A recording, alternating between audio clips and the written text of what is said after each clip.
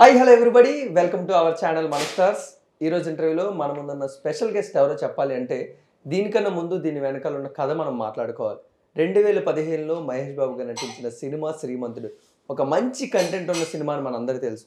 మరి అలాంటి కంటెంట్ సినిమాకి ఎలాంటి కలెక్షన్స్ వచ్చాయో కూడా మనందరికీ తెలుసు. మరి ఇంత సాఫీగా జరుగుతుంటే ఈ మధ్యలో ఒక కాంట్రవర్సీ కూడా ఈ సినిమాకి రావడం జరిగింది. ఒక విలువలతో కూడిన కథకి ఒక వివాదాస్పదం కూడా జరగడం జరిగింది. మరి ఆ వివాదాస్పదం ఏంటంటే ఒక సక్సెస్ఫుల్ స్టోరీకి ఒక సినిమాకి స్టోరీ ఎంత ముఖ్యమో మనందరికీ తెలుసు. మరి అలాంటి కథ ఈయన కథ అని చాలాసార్లు అయితే మనం వినడం జరిగింది. అండ్ దానికి సంబంధించిన కేసులు కూడా ఇప్పటివరకు చాలా జరుగుతూనే ఉన్నాయి. అండ్ ఇప్పటికీ కూడా దానికి కావాల్సిన రిజల్ట్ అయితే ఈయనకి సంబంధించినట్టయితే రాలేదు. అండ్ ఇప్పటికీ కూడా ఆయన అయితే ఈ కథ కోసం ఆయన ఫైట్ చేస్తూనే ఉన్నారు. మరి ఆయన మరి ఎవరో కాదు, శరత్ చంద్ర గారు. And he is the managing director and editor of the Usha Patrika. మరి ఆయనతో మాట్లాడి అసలు జరిగింది ఏంటి, జరుగుతుంది ఏంటి, ఇవన్నీ కూడా ఆయన మాటలో తెలుసుకుందాం. Let's go. సార్ నమస్తే. సార్ నమస్తే. ఎలా ఉన్నారు సార్? ఐ థింక్ 7 years నుంచి మీరు ఈ కాజ్ కోసం ఫైట్ చేస్తూనే ఉన్నారు. స్టిల్ మీరు ఇంకా ఫైట్ చేస్తూనే ఉన్నారు. బట్ దీని అంతటికీ ఫస్ట్ అసలు ఎనర్జీ ఏ విధంగా మీరు తెచ్చుకుంటున్నారు సార్? ఎనర్జీ ఏం లేదు. ఇది రైటర్ పక్షాన నేను చేస్తున్న పోరాటం. ఈ క్రమంలో దీనికి సంబంధించి గత 7 సంవత్సరాలుగా వివిధ దశల్లో పోరాటం జరుగుతూ ఉంది. ఇక్కడ రైటర్ల ఆత్మగౌరవాన్ని ప్రొటెక్ట్ చేయడం కోసం, ఇంకో రచయితకి అన్యాయం జరగకుండా కోసమే ఈ స్ట్రగుల్ నేను కంటిన్యూ చేస్తున్నాను.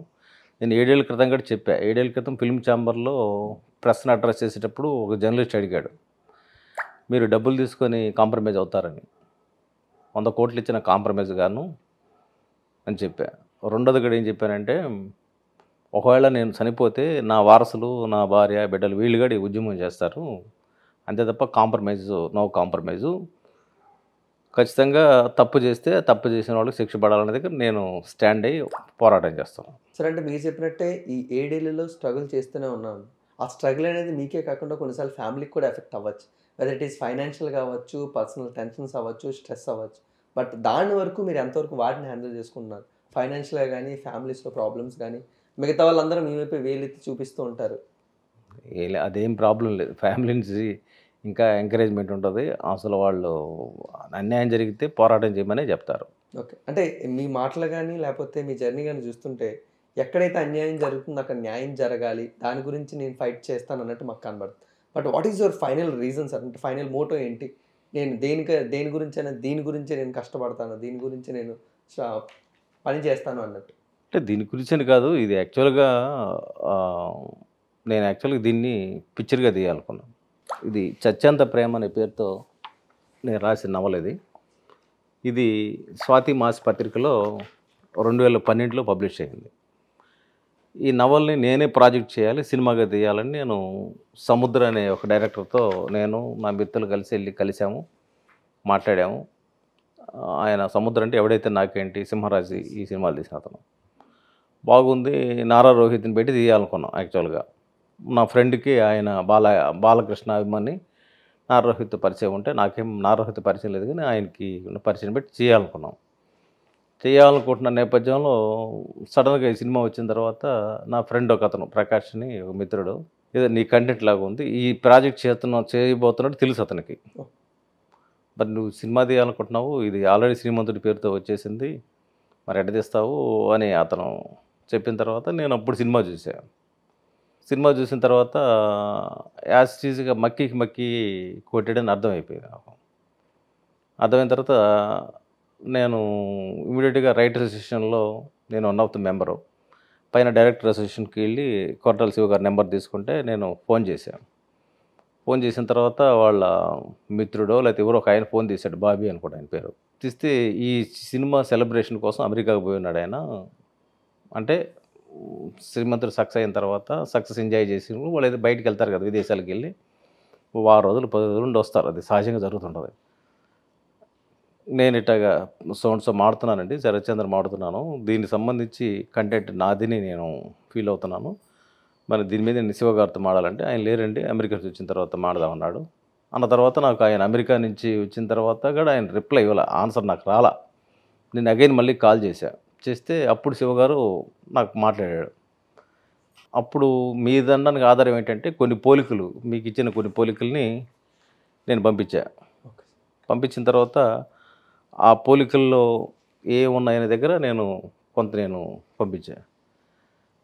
పంపించిన తర్వాత శివగారు నాది వేరండి మీది వేరు అంటే నేను సరే నవలు పంపిస్తాను సార్ మీరు చదవండి ఒకసారి మీరు ఎవరైనా మీకు క్యారీ చేసి ఉండొచ్చు అంటే అసలు అప్పుడు స్క్రీన్ మీద కూడా ఆయన పేరు వేసాక నేను అనుకోవాలా ఎవరైనా వేరే వాళ్ళు ఇచ్చారేమో బహుశా ఆయనకి సంబంధం లేకుండా పోయించని నేను నవలు పంపించిన తర్వాత కూడా ఆయనకి రెస్పాన్స్ లేదు ప్రాపర్గా. అప్పుడు నేనేం చేశానంటే నాకు writer association general secretary Chandrashekhar Azad గారు నాకు మంచి ఆత్మీయ మిత్రులు. ఆయనకి చెప్పా సార్ ఇది కంటెంట్ నాది మరి ఇది నా నవల్లోంచి కంటెంట్ యాజ్ టీజ్గా కాపీ జరిగింది సార్ దీని మీద నేను కంప్లైంట్ చేద్దాం అనుకుంటున్నాను మన రైటర్ అసోసియేషన్ అంటే అప్పుడు ఆయన వాళ్ళ మనవరాల ఫంక్షన్కి పరచూరు గోపాలకృష్ణ గారు రావడం జరిగింది. అక్కడ నేను ఈ నవలు తీసుకెళ్ళి గోపాలకృష్ణ గారికి ఇచ్చా. సరేనమ్మా నేను ఆల్రెడీ ఫోన్లో మాడాను నాది వేరు ఆయనది వేరు అని అంటున్నాడు మరి నీ నవలు నేను రైటర్ అసోసియేషన్ పెడతాను వాళ్ళు డిసైడ్ చేస్తారు అని ఆయన చెప్పారు. చెప్పిన తర్వాత ఒకరోజు నాకు ఫోన్ వచ్చింది. ఎక్కడి నుంచి వచ్చిందంటే చంద్రశేఖర్ ఆజాద్ నుంచి ఫోన్ వచ్చింది. ఆయనకి ఎవరు చేశారు రాజమౌళి ఫాదరు విజేంద్రనాథ్ ప్రసాద్ గారి నుంచి కాల్ వస్తే మీకు మంచి మిత్రుడు అంట కదా శరత్ చంద్ర మరి ఈ విషయంలో ఏమన్నా కాంప్రమైజ్ అవుతాడేమో ఒకసారి మాట్లాడండి కొన్ని పోలికలు ఉన్నాయని మేము ఫీల్ అయింది అసోసియేషన్. సార్ ఇది ఆల్రెడీ నేను వేరే వాళ్ళకి ఇచ్చేసాను అదే సమయంలో వాళ్ళతో కలిసి ప్రాజెక్ట్ చేయాలనుకున్నాను కదా నేను వాళ్ళతో కూడా మాట్లాడాలా వాళ్ళతో మాట్లాడుకొని నేను కాంప్రమైజ్ కాలేను కదా పైగా వాళ్ళు సినిమా తీయాలని కూడా ప్లాన్ చేస్తున్నాను కదా అని చెప్తే అప్పుడు ఆయన ఏం చెప్పాడంటే సరే మాట్లాడండి అన్నాడు. తర్వాత ఈయన కూడా ఆయనకి మాట్లాడాడు అని చెప్పి మొన్న కూడా చెప్పారు. అప్పుడు విజయనాథ ప్రసాద్కి చెప్పాడు ఆయన ఆల్రెడీ వేరే ప్రొడ్యూసర్స్తో కమిట్ అయి ఉన్నాడు కాబట్టి ఇమీడియట్గా అతను డెసిషన్ తీసుకోకపోవచ్చు అంటే నాకు ఆయన ఫోన్ పెట్టినాక హాఫ్ అన్ అవర్కి writer association general secretary Akella గారు ఫోన్ చేశారు. శరత్చంద్ర గారు రేపు మీరు ఒకసారి రండి ఆఫీస్కి అన్నారు. వెళ్ళిన తర్వాత మీరు బాగా రాస్తారు మీరు ఇంతకుముందు నాకు 2 సీన్లు తీసుకొని 2 లక్షలుగా డబ్బులు ఇచ్చినారు వాళ్ళు తమ్మరుడు భారత్ ఎవరో తీసుకొని ఆయన సినిమాలో ఆయన కంటెంట్ వాడి మీరు బాగా రాస్తారు ఇంకా రాసుకోవచ్చు మీరు దీని మీద మేము ఒక అవగాహనకు వచ్చాము మీరు కానీ ఓకే అంటే 10 నుంచి 15 లక్షల దాకా మేము ఏర్పాటు చేస్తామని చెప్పారు. అంటే నేను ఇప్పటిదాకా ఈ పేర్లు ఎందుకు వాడలేదంటే వాళ్ళు కూడా ఇబ్బంది పెట్టకూడదు ఉద్దేశంతో వాళ్ళ. బట్ ఏ ఇయర్లో సార్ ఇది 10 to 15 lakhs అనేది ఏ ఇయర్లో మీకు? అదే మొదట్లో కేసు ఫైల్ అయిన మొదట్లో. ఆ తర్వాత నేనేం చెప్పానంటే సార్ అది నాకు డబ్బుల కోసం కాదండి మీరు హిందీలో నేమ్ ఇవ్వండి తెలుగులో ఇప్పుడు నేమ్ ఇచ్చే పని తెలుగులో ఇవ్వండి తెలుగు ఇవ్వకపోతే హృతిక్ రోషన్ తీస్తున్నారు కాబట్టి మీరు హిందీలో నేమ్ ఇవ్వండి ఆయనకు ఒక స్క్రిప్ట్ తీసుకోమనండి నా దగ్గర ఇంకా చాలా ఉన్నాయి నవల్స్ అది మిస్ యూనివర్స్ నవల్ ఉంది అది మహేష్ బాబు గారికి యాప్ట్ అవుతుంది ఆయనే తీసుకోమనండి నాకు ఆ స్క్రిప్ట్కి డబ్బులు ఇవ్వండి చాలు నేనేమి ఈ సినిమాకి అడగడం లేదు మంచి చెడు జరిగిపోయింది మన అన్న ఇదే భాష వాడాను. ఇంకా అది ఆ కథ నచ్చాలి దాని మీద మేమేం డెసిషన్ తీసుకోలేము వాళ్ళకి మీరు రచన నచ్చాలి సినిమా తీయాలంటే అంటే నేను ఈ విషయం పోయి యాస్టీజ్గా అక్కడి నుంచి వెళ్ళి దాసనారాయణరావు గారు చెప్పా. దీనికి ముందు ఏం జరిగిందంటే దాసనారాయణరావు గారిని అంతకుముందు మేము కలిసి ఉన్నాం. ఇప్పుడు నేను సినిమా తీయాలనుకుంటున్న జయలక్ష్మి ప్రొడక్ట్కి సంబంధించిన మిత్రుడు అక్కడ కాటరగడ్డ ప్రసాద్ అని చెన్నైలో ఉంటాడు ఆయన దక్షిణాది చలచిత్ర మండలానికి ఒక కీ పోస్ట్లో ఉంటాడు. ఆయన ఏం చేశాడంటే మా వాడు పోయి మాట్లాడిన తర్వాత అతను మెంబర్ అక్కడ ఆయన దాసనారాయణరావుకి ఫోన్ చేశారు. దాసనారాయణరావు గారికి ఫోన్ చేసిన తర్వాత మేము వెళ్ళి మీరు కలవండి అంటే నేను అంతకుముందు దాసరి గారితో పరిచయం ఉన్నప్పటికి కూడా యాజ్ అ రైటర్గా ఆయనకు తెలియదు నాకు ఇంకొక షేడ్లో ఆయన నాకు తెలుసు. వెళ్ళిన తర్వాత నన్ను చూసి బాగానే ఐడెంటిఫికేషన్ చేసిన తర్వాత అప్పుడు నేను ఈ నవల దాని మీకు ఇచ్చిన కొన్ని పోలికలు ఆయనకి ఇచ్చిన తర్వాత ఓకే నేను చదువుతానమ్మా నాకు 4 రోజులు టైం ఇవ్వండి అని చెప్పి అన్నారు. మళ్ళీ నేను ఒక వారం తర్వాత వెళ్ళి కలిసిన తర్వాత మరి నా స్క్రిప్ట్ వేరు మీ స్క్రిప్ట్ వేరు మీరు తీసుకోవచ్చు అంటున్నాడు ఆయన. అంటే సార్ అంటే ఎడదీస్తావు నువ్వు కంటెంట్ యాస్టీజ్గా కాపీ జరిగింది అర్థమవుతుంది కదా నేను చదివాను నవల్ చదివాను నీ పోలికలు కూడా చూశాను సినిమా కూడా నాకు తెలుసు కదా అన్నాడు. ఆ తర్వాత అప్పుడు నేను రైటర్ అసోసియేషన్ నన్ను పిలిచి మాట్లాడిన తర్వాత అప్పుడు క్యాచింగ్ ఆయన దగ్గరికి వెళ్తే అప్పుడు ఆయన ఫోన్ చేశాడు. ఇప్పుడున్న జనరల్ సెక్రటరీ అనురాధ అమర్జీ గారికి ఫోన్ చేశారు. చేసి నేను పక్కకు వచ్చాను. వాళ్ళిద్దరు మాడుకున్నారు. మాడుకున్న తర్వాత ఆయన నీదని వాళ్ళు డిసైడ్ అయితే మాత్రం ఖచ్చితంగా జాయింట్ ప్రెస్ మీట్ పెట్టి నీకు క్షమాపణలు చెప్తారా, ఏం చేయాలా, తర్వాత నువ్వు డబ్బు ఎంత అడిగితే అంత ఇవ్వాలా అని ఆయన అన్నాడు. అంటే కాటగడ ప్రసాద్ గారికి కూడా నాకు కాల్ చేశా. ఇట్టాగ వాళ్ళు డబ్బులు ఆఫర్ చేశారండి ఇట్టాగా అంటే 15 లక్షలు ఇచ్చేదేంటి అని ఆయన అన్నాడు. డబ్బులు కాదు సార్, నేను వేరే స్క్రిప్ట్ తీసుకోమన్నాను అని చెప్పిన తర్వాత ఆయన పరిస్థితి గోపాలకృష్ణ గారు డైరెక్ట్గా మాట్లాడినట్టు నాకున్న సమాచారం. అప్పుడు ఆయన ఆకేళ్ళ గారికి మళ్ళీ కాల్ చేశారు. మనం డబ్బులు ఇచ్చి మనం ఎందుకు కాంప్రమైజ్ చేయాలా, వాళ్ళు కోర్టు లీగల్గా బ్యాటిల్ చేస్తారులే వాళ్ళు అని చెప్పి నన్ను కోర్టుకి పంపించేసిన పరిస్థితి ఉంది. దానికి ముందుగా నేనేం చేశానంటే ఈ సబ్జెక్ట్ మీద ఈ విషయం పైన నాకు సంబంధించిన రత్న అనే ఒక మేడం నాకు బాగా పరిచయము. ఆమెకి ఈ సంజయ్ గారితో అనేక పోరాటాలు చేస్తుంటుంది. విజయవాడ మన హైదరాబాదు సికింద్రాబాద్ సంబంధించిన మహిళా సంఘానికి ఆమె నాయకురాలకు ఉంటుంది. ఆమె వెళ్ళి సంజయ్ గారికి చెప్పింది, పీడబ్ల్యూ సంజయ్ గారు చెప్తే సంజయ్ గారు పరుచూరు గోపాలకృష్ణ గారికి ఫోన్ చేశారు. నేనేం అడిగానంటే రైట్ డెసిషన్ నాదని ఫీల్ అయిన తర్వాత నాకు రిపోర్ట్ ఇస్తే బాగుంటుంది కదా, నేను దాన్ని కోర్టుకి సబ్మిట్ చేసుకోవచ్చు అని అడిగితే మేమే కోర్టుకి సబ్మిట్ చేస్తాము అని ఆయన చెప్పాడంట మేడంతో. ఆమె నాకు అదే చెప్పింది. ఆ తర్వాత కూడా నేను తమ్మారెడ్డి భారద్వాజ్ గారి దగ్గరికి వెళ్ళా. మళ్ళీ రత్న మేడం సహకారంతో విమలక్క ఉంది కదా, విమలక్క దగ్గరికి మేమంతా వెళ్ళాం. వెళ్ళిన తర్వాత భారద్వాజ్ గారు సరే నాకు 2 రోజులు టైం ఇవ్వండి అని చెప్పి శివతో మాట్లాడాడు. శివ ఏమన్నాడంటే ఒక 5ో 10ో ఏర్పాటు చేస్తాము, మరి కాంప్రమైజ్ అయినట్టుగా అతను జాయింట్ ప్రెస్ మీట్ పెడితే అని చెప్పాడంట. మాకు ఆ విషయం చెప్పాడు ఆయన. చెప్పిన తర్వాత సార్ అది డబ్బుల వ్యవహారం కాదు, మళ్ళా తప్పు ఏమీ జరగలేదని చెప్పి మొత్తం మాయమైపోయిందని చెప్పి నేను ప్రెస్లో కూర్చోవడం అది కరెక్ట్ కాదు, తప్పు అయితే తప్పును ఒప్పుకోమనండి, నాకు డబ్బులు ఇవ్వకపోయినా నష్టం లే, ఇంకొక రైటర్కి అన్యాయం జరగకూడదని ఆ రోజు కూడా నేను అతను మాట్లాడాను. సరే ఇంతవరకు మేము చేయగలం అని చెప్పేసిన తర్వాత కోర్టులో నేను కేసు వేసాను. క్రిమినల్ కోర్టులో కేసు వేసిన తర్వాత క్రిమినల్ కోర్టులో వీళ్ళు అటెండ్ కాల. ఎవరి మీద కేసు వేసాను, ఎంబీ క్రియేషన్స్ అధినేత మహేష్ బాబు, అదేవిధంగా మైత్రి మూవీస్ అధినేత ఎన్ఎన్ నవీను, నా స్క్రిప్ట్ యాజిటీస్గా కాపీ కొట్టాడు అనుకుంటున్న కొట్టాల శివ గారి మీద నేను కేసు వేసాను. వేసిన తర్వాత వాళ్ళు కోర్టుకు రాలా. ఫస్ట్ సమన్ పోయింది, సెకండ్ సమన్ పోయింది, థర్డ్ సమన్ పోయింది, ఇన్ని సమన్స్ పోయినా ఇన్ని నోటీసులు పోయినా వాళ్ళు రెస్పాండ్ కాల. సరే ఎట్టకి 3వ 4వ రెస్పాండ్ అయ్యి కోర్టుకి రెస్పాండ్ అయ్యారు. దీంతోపాటు హిందీలో తీయకుండా కాపీరైట్ హిందీలో తీయకుండా నేను సిటీ సివిల్ కోర్టు కూడా కేసు వేసాను. అప్పటికే హృతిక్ రోషన్ కూడా నోటీసులు పంపించాం సిటీ సివిల్ కోర్టు నుంచి. ఏమని పంపించాము, హిందీలో తీయకుండా మేము అడ్డుకట్టేయడం కోసం నోటీస్ పంపించాం. తర్వాత సిటీ సివిల్ కోర్టులో ఏం వేసామంటే టీవీలోను తర్వాత ఏఓటీటీ ప్లాట్ఫామ్ మీద ఇది ప్రదర్శించకూడదని చెప్పి మేము కోరుతూ సిటీ సివిల్ కోర్టులో కేసు వేసాం. క్రిమినల్ కోర్టులో వాదోపవాదాలు స్టార్ట్ అయిన తర్వాత సడన్గా ఒకరోజు వాళ్ళు కోర్టుకు అటెండ్ కాకుండా ఎగ్జంప్షన్ తెచ్చుకున్నారు హైకోర్టు నుంచి. ఆయన పంగట్ల గిరిధరరావు గంగాధర్ ఆయన పేరుతో తెచ్చుకున్నారు. మా అడ్వకేట్ గట్టిగా వాదించాడు. ఏం వాదించాడు, మేము మహేష్ బాబు మీద కేసు వేసాము, మీరు ఈ గిరిధర్ ఎవరండి, లోకల్ స్టాండీ కాదు అతను, కాబట్టి ఆయన పేరు మీద మీరు ఎగ్జంప్షన్ ఎలా ఇస్తారు అంటే కోర్టు నుంచి వచ్చింది హైకోర్టు, మీ హైకోర్టు నుంచి మీరు కూడా దాన్ని సవాల్ చేయండి, నో ప్రాబ్లం, నా చేతులు ఏం లేదు కదా ఆమె జడ్జి గారు చెప్పారు. చెప్పిన తర్వాత ఇంకా మేము విధులేని స్థితిలో హైకోర్టులో కేసు నడుస్తూ ఉంది. కేసు నడుస్తున్న క్రమంలో మాది వాదోపవాదనలు జరిగాయి. 1-2 సంవత్సరాలు కోవిడ్ వల్ల ఇది మరుగున పడిపోయింది. ఈ మధ్యకాలంలో హైకోర్టు నుంచి వాళ్ళిద్దరికీ స్క్వాష్ చేస్తూ ఇతన్ని క్రిమినల్ కోర్టులో కేసు ఎదుర్కోమని చెప్పి హైకోర్టు ఒక డెసిషన్ ఇచ్చింది. అది ప్రైమా ఫేసి ఉంది, పోలికలు ఉన్నాయని ఫీల్ అయ్యి వాళ్ళు కూడా ఇచ్చారు. ఇచ్చిన తర్వాత అంతకుముందు ఏం జరిగేదంటే ఇంకొక జడ్జి దీని మీద 7 జడ్జిమెంట్ ఇవ్వకుండా ఆయన వెళ్ళిపోయాడు. 7 నెలల పాటు అది హైకోర్టులోనే పెండింగ్ ఉంది, జడ్జిమెంట్ రిజర్వ్ చేస్తున్నారు.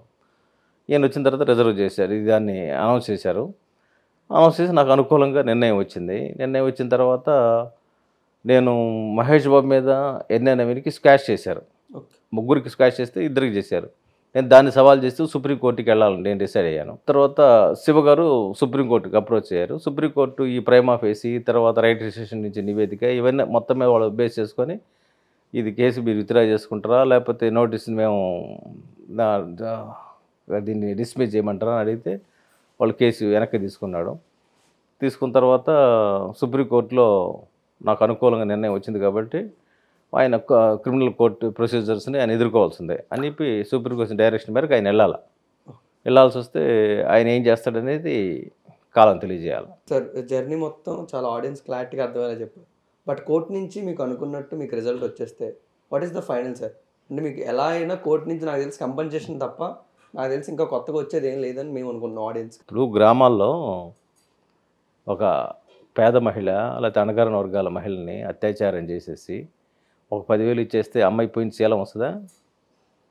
ఇది కూడా అంతే కదా, తప్పు చేశాడు కదా ఆయన. తప్పు చేసిన వాళ్ళు శిక్ష పడాలి కదా. మరి ఆ డబ్బు అనేది నాకు ఎట్టా వస్తుంది, వాళ్ళు 170 కోట్లు ఏదో వచ్చిందని బయట చెప్పుకున్నారు కదా. కానీ ఈ తప్పు చేసిన వాళ్ళు శిక్ష ఇవ్వాల్సిన అవసరం ఉందా లేదా, ఇది నా క్వశ్చన్. బట్ అది కూడా బాగుంది సార్. అంటే మీరే అంటున్నారు నా దగ్గర ఇంకొక స్క్రిప్ట్ ఉంది, అది మహేష్ బాబు గారు సెట్ అవుతుంది.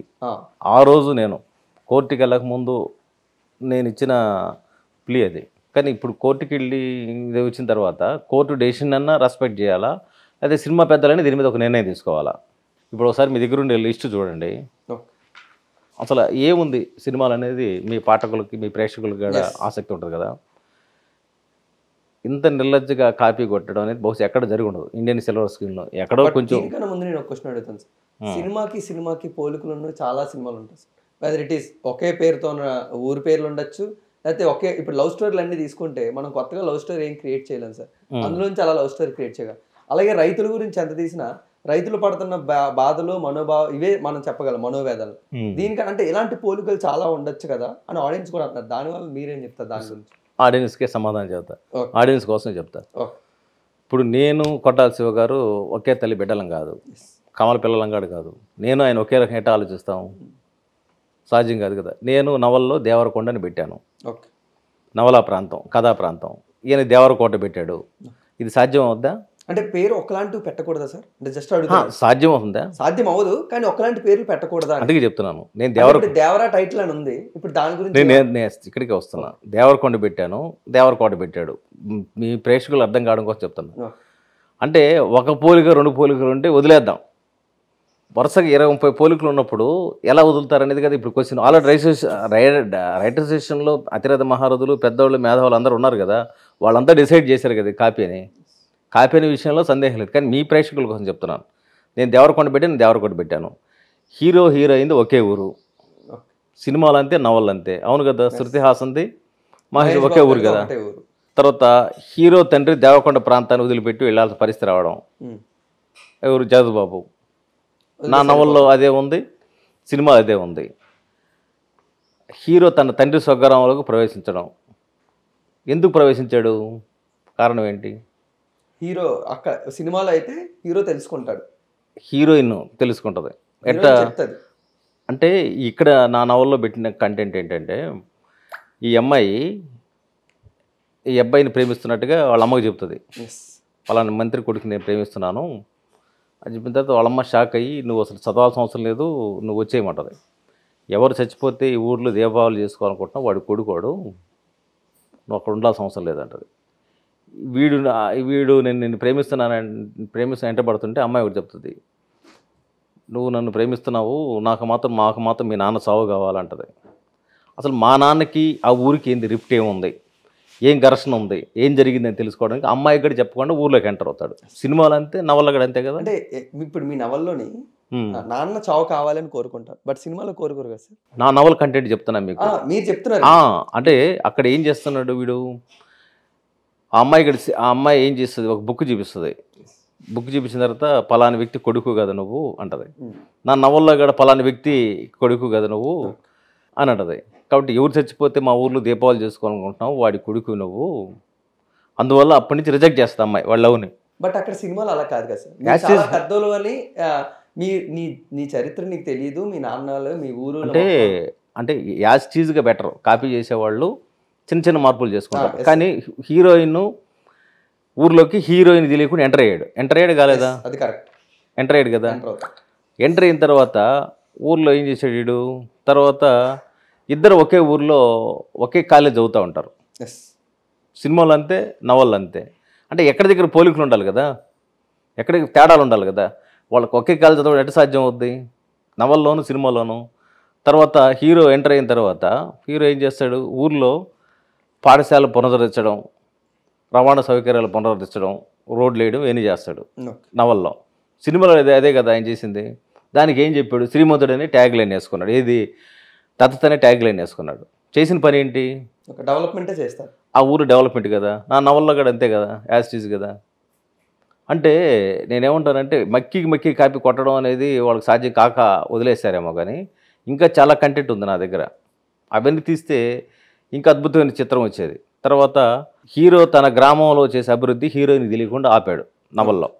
ఇక్కడ కూడా ఏం చేసి జరిగింది, సినిమాలో కూడా అమ్మాయికి చెప్పడం, అమ్మాయికి తెలియదు. తెలిసిన తర్వాత వస్తుంది. Yes. హీరోయిన్ ఇంట్లోనే హీరో ఉంటాడు. నా నవల్లో అంతే, సినిమాలు అంతే. Okay. దేవరకొండ ప్రాంతంలో ప్రాజెక్టు కోసం భూములు సమీకరిస్తుంటారు. ఇక్కడ కోస్టల్ కారిడార్ అనే పేరుతో భూములు సమీకరిస్తుంటారు. ఒక్క పోలిక అయితే పోన్లే అబ్బా అనుకోవచ్చు. ఇన్ని పోలికలు వస్తాయా కాపీ కొట్టకపోతే. తర్వాత హీరోయిన్ తండ్రి, హీరో తండ్రి స్నేహితులు. Yes. సినిమాలో కూడా అంతే కదా, నవల్లో కూడా అంతే కదా. తర్వాత హీరో తండ్రి అత్యధిక విద్యావంతుడు నవల్లో, సినిమాలో అంతే కదా, వాడే కదా హైయెస్ట్ ఎడ్యుకేటెడ్. తర్వాత ఈ లాస్ట్ సీన్లో భూములు సమీకరించే క్రమంలో వాళ్ళని కొట్టడం ఇవన్నీ చేస్తారు కదా వీళ్ళు. భూములు సమీకరించే కార్యక్రమంగా చేసింది. తర్వాత దీనికి సంబంధించి కూడా మనకి మిగతా పోలికలు కూడా ఆఖరి కిన్షిప్, బంధుత్వాలు. ఇప్పుడు ఆ అమ్మాయికి ఒక బావ ఉంటాడు. అవును. ఆ బావ సినిమాలు ఎవరు, వెన్నెల కిషోర్. వెన్నెల కిషోర్. మహేష్ బాబు బావ క్యారెక్టర్ కూడా వచ్చింది కదా. ఉమ్. అంటే హాస్టల్లో ఉంటుంది అమ్మాయి నా నవల్లో, సినిమాలో కూడా హాస్టల్లో ఉంటుంది కదా అమ్మాయి. అంటే ఎక్కడ వేరియేషన్స్ ఏం చూపించాడు అక్కడ ఆయన, యాస్టీజ్గా కాపీ కొట్టడమే కదా. తర్వాత బాబాయ్ అనే పాత్రలో రఘువీరారెడ్డి అనే అతను పెట్టాను నేను. ఇక్కడ ఏం పెట్టి రఘువీరారెడ్డి బాబాయ్ పాత్రలో శశి అనే పాత్ర పెట్టాడు ఇతను. Okay. రఘువీరారెడ్డి రాఘవరెడ్డి అనేవాళ్ళు ఇద్దరు అన్నదమ్ముళ్ళు నా నవల్లో. ఇక రాఘవరెడ్డి పాత్రలో వెంకటరత్నం పెట్టాడు. రఘువీరారెడ్డి పాత్రలో శశి అనే అతను పెట్టాడు. రాఘవరెడ్డికి ఇద్దరు కొడుకులు ఉంటారు, సత్యారెడ్డి, బాజిరెడ్డి. సినిమాలో ఏంది, వెంకటరత్న నాయుడు కొడుకు పేరు రాజుని పెట్టుకున్నాడు. అంటే బంధుత్వాల దగ్గర నుంచి, కాన్సెప్ట్ దగ్గర నుంచి, భూములు లాక్కోవడం దగ్గర నుంచి, అదేవిధంగా ఊరిని డెవలప్ చేయడం దగ్గర నుంచి, ఊరి పేరు వరకు నేను శివగారు ఒకేలాగా ఆలోచిస్తామా, ఎట్లా సాధ్యం అవుతుంది. అంటే సార్ మీరు డెవలప్మెంట్ సరే అనుకుందాం ఈయన కథ ఎక్కడ ఉండాలిగా. నేను రైటరైజేషన్ పిలిస్తే వాళ్ళు చూపించింది ఏంటి, రైతే రాజు ఇలాంటి కార్యక్రమాలు చూపించారు. ఎప్పుడైనా సరే బంధాలు, బంధుత్వాలు, ఊరి పేర్లు, కాలేజీ వాతావరణం, లవ్ చేయడం ఇవన్నీ కోయిన్సైడ్ అయ్యే అవకాశం లేదుగా. కొత్త పాయింట్ ఏం రాశాడు చెప్పండి ఆయన. నా నవలకు మించి కొత్తగా ఏమైనా కంటెంట్ రాశాడా చెప్పండి, ఒకటి చెప్పండి. సరే ఇప్పుడు శ్రీమంతుడు సినిమా అనగానే బయటకు గుర్తొచ్చేది వాళ్ళకి ఇద్దరు కొడుకులు ఉన్నారా, లేకపోతే వాళ్ళ హాస్టల్లో చదివారా, లేకపోతే వాళ్ళ తండ్రికి వీళ్ళ తండ్రికి బ్యాక్ స్టోరీ ఏంటి, ఆ అమ్మాయి ఈ అబ్బాయిని ప్రేమించింది, ఇదంతా గుర్తుకు రాస్తారు ఆడియన్స్. శ్రీమంతుడు అనగానే ఒక దత్తత అనే కాన్సెప్ట్ మంది కదా. ఇప్పుడు వాళ్ళు నేను డెవలప్మెంట్ అని పెట్టాను, వాళ్ళు దానికి పేరు దత్త అని పెట్టుకున్నారు. కాన్సెప్ట్ చాలా డిఫరెంట్ కదా సార్. అంటే ఊరి పేరు కూడా ఎట్లా వస్తుంది, నువ్వు ఆలోచించు, లాజికల్గా ఆలోచించండి. ఊరి పేరు నేను ఆయన ఒకలాగా ఆలోచించాం కదా, అక్కడే దొరికిపోయాడు కదా, ఊరి పేరులో దొరికిపోయాడు కదా. పైకి రైటరైజేషన్ డిసైడ్ చేసింది కదా, వాళ్ళందరూ తెలుసు. కామన్ మ్యాన్కి ఎవరికైనా, నవలు చదివిన వాళ్ళకి ఎవరికైనా ఒక గంటలో తేల్చేస్తారు కాపీ అని. పెద్దగా ఎక్కువ టైం తీసుకోగలరు, మొదటి 10 పేజీల్లోనే తెలిపొద్ది. నా ఆర్గ్యుమెంట్ అంటే ఇప్పుడు కొత్తగా ఆయన శీల పరీక్షను ఎవరు ఆయన్ని బోన్లో పెట్టాల్సిన అవసరం లేదు, ఆల్రెడీ ఆయన బోన్లో ఉన్నాడు. 1, 2 ఆయన తప్పు చేశాడు అనేది కోర్టే కొంతమేరకు ప్రైమా ఫేసి ఉందని డిసైడ్ చేసింది. ఇప్పుడు మనకు కావాల్సిన కంటెంట్ ఏంటి, ఆయన ఈ పోలికలున్నా లేదనేది కోర్టులో ఉంది కాబట్టి కోర్టు డిసైడ్ చేస్తుంది. నా వెర్షన్ నేను చెప్పుకొచ్చా. ఇప్పుడు ఏం కావాలి జనాలకి సార్, అంటే మీ వెర్షనే మాకు ఎప్పుడు వినబడుతుంది, అవతల వాళ్ళ వెర్షన్ మాకు ఎప్పుడు కనబడట్లేదు, వినబడట్లేదు. ఎందుకుంటుంది, ఆయన సిటీ సివిల్ కోర్టులో కేసు వేస్తే ఆయన కథ సబ్మిట్ చేయలే, రైటరైజేషన్లో కథ లేదు. కథ ఉంటే కదా సబ్మిట్ చేయడానికి. స్క్రీన్ ప్లే సబ్మిట్ చేశాడు, 200 పేజీలు స్క్రీన్ ప్లే సబ్మిట్ చేశాడు. అసలు జుట్టు ఉంటే కదా ఏ కుప్పైనా పెట్టుకుంటారు. అసలు ఈయన దగ్గర కథ ఎక్కడ ఏడ్చింది, ఆయన దగ్గర కథ ఉంటే కదా కోర్టుకి సబ్మిట్ చేయడానికి. ఏ కథ సబ్మిట్, అక్కడ దొరికిపోయాడు కదా ఆయన. కథ ఎక్కడ సబ్మిట్ చేయలేదు. కథ సబ్మిట్ చేశాడు అనుకోండి అడ్డంగా బుక్ అయిపోతాడుగా. ఎందుకంటే ఈ కథ ఎక్కడ దగ్గర వచ్చి ఉండాలా, లేకపోతే ఈ కథ రైటరైజేషన్లో రిజిస్ట్రేషన్ ఉండాలా, ఈ కథ ఎక్కడి నుంచి తీసుకొచ్చాడు ఆయన. నా కథను బేసిస్గా స్క్రీన్ ప్లే రాసుకున్నాడు, ఆ స్క్రీన్ ప్లే సబ్మిట్ చేశాడు. సెకండ్ వెర్షన్ వినబడ్డానికి ఆయన దగ్గరే సత్యం ఉంటే కదా వినబడ్డానికి. సార్ అంటే మెయిన్గా ఇప్పుడు మీరు అన్నట్టే మీ కథ నుంచి ఇన్స్పైర్ అయ్యారనుకోవచ్చు, లేకపోతే మీ కథను దొంగ కాపీ ఇన్స్పైర్ కాపీ. బట్ అంటే ఇదే కాపీ లేకపోతే అయితే అంటే చాలా మంది సినిమా వాళ్ళు ఇన్స్పిరేషన్ అని మాట్లాడుకుంటారు, మీరు కాపీ అని ఓపెన్ గా చెప్తున్నారు. మీరు ఇన్స్పిరేషన్ రైతుల మీద రాయండి, దాన్ని ఇన్స్పిరేషన్ అంటారు. మక్కి కథా ప్రాంతము, తర్వాత కిన్షిప్, బంధుత్వము, హీరో ఆ ఊర్లోకి రావడము, డెవలప్ చేయడము, హీరో హీరోయిన్ ఒకే కాలేజ్ చదవడము, తర్వాత వాళ్ళ బావ పేరు వెన్నెల కిషోర్ పేరు ఒక బావ అనేవాడు ఒక పాత్ర ఉండడం, ఇవన్నీ కూడా సాధ్యం కాదు కదా. అంటే ఇది కాపీ అనే దగ్గర అందరికీ ఒక ఒపీనియన్కి వచ్చారు కదా. ఇప్పుడు క్వశ్చన్ $1 మిలియన్ క్వశ్చన్ ఏంటంటే, ఈ కాపీ చేసిన సంగతి తెలిసి ఇంత ఎట్ట సినిమా తీశాడు చిరంజీవి, ఇంత ఎట్ట సినిమా తీశాడు జూనియర్ ఎన్టీఆర్, అందరికీ తెలుసు కదా. ఇండస్ట్రీలో ఈయన సినిమా ఇండస్ట్రీలో ఎందుకు ఇంకా భరిస్తున్నారు? 24 క్రాఫ్ట్స్ తప్పు చేసిన వాడు శిక్ష పడాలి కదా, ఉప్పు తిన్న వాళ్ళు నీళ్ళు తాగాల, తప్పు చేసి శిక్ష పడాలి కదా. సినిమా పెద్దలు సమాజానికి ఆదర్శం కదా.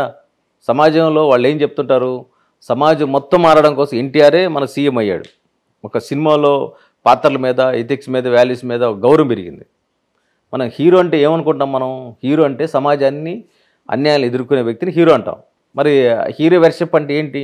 ఈయన తప్పులు చేసిన వాళ్ళు క్షమిస్తా పోతాడా మహేష్ బాబు? కాదు సార్, అంటే ఇలాంటి ఎలిగేషన్స్ సినిమా ఇండస్ట్రీ మీద పడ్డది కొత్తగా కాదు, ఇది మొదటిసారి కాదు. ఇలాంటి ఎలిగేషన్స్ పడుతున్నప్పుడు చాలామంది అందుకే దీన్ని ఎలిగేషన్స్ అంటారు సార్. నిజాలుగా దీనికి బయటకు రిజల్ట్ వచ్చినంత వరకు, లేకపోతే కోర్టు దీని గురించి చెప్పినంత వరకు అంతవరకు ఇవన్నీ ఇప్పుడు ఇన్ని పోలికలు చెప్పాను కదా, ఇది ఎలిగేషన్ కిందకు వస్తుందా లేకపోతే నిర్ధారణ కిందకు వస్తుందా? అందుకే మీరు ఇప్పుడు కోర్టు వరకు వెళ్ళారు, అక్కడ రిజల్ట్ కూడా మీకు అనుకున్నట్టు వస్తుంది. బట్ సినిమా పెద్దలు ఎందుకు రెస్పాండ్ అవ్వట్లేదంటే, ఇది మొత్తం టోటల్గా కొరటాల శివ గారు చేశారని అన్నంత వరకు వాళ్ళు ఎందుకు రియాక్ట్ అవుతారు సార్? అంటే ఆయన ఒక మంచి డైరెక్టర్, ఆయన ఒక రైటర్ అనుకొని ఆయనతో సినిమా తీయడానికి, ఆయన ఒక హ్యాపెనింగ్ మోస్ట్ డైరెక్టర్ అనుకొని వాళ్ళతో సినిమా చేయడానికి వాళ్ళు ఇంట్రెస్ట్ చూపిస్తుంటారు. ఎవరైనా హీరోస్ అన్నా ఎవరైనా. ఇప్పుడు అందుకే కదా స్టార్ హీరోస్ అందరూ. అందుకే నేనేమంటానంటే, ఇచ్చట అన్నీ రిపేర్ చేయబడిన జనతా గ్యారేజ్ తీశాడు కదా, ఇప్పుడు ఈయన రిపేర్ చేయాల్సిన అవసరం ఉంది కదా సమాజం కోసం. అసలు రైటర్ అంటే ఎవరండి?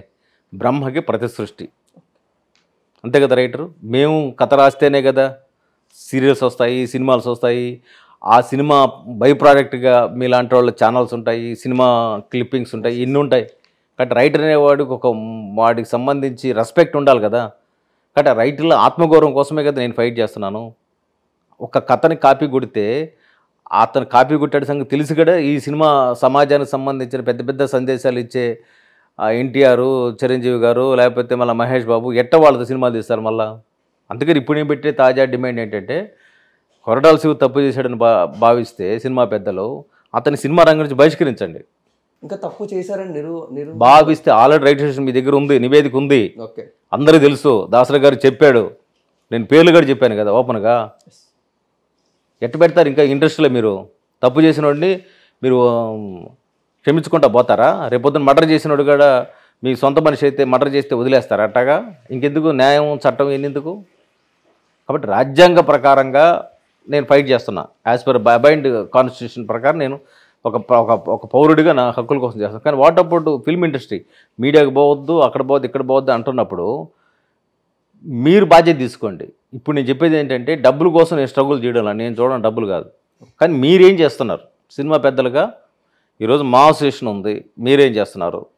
దాసరి గారు పోయిన తర్వాత పెద్ద దిగ్గా ఉన్నాడు మోహన్ బాబు, మీరేం చేస్తున్నారు? చిరంజీవి ఏం చేస్తున్నాడు? మహేష్ బాబు ఏం చేస్తున్నాడు?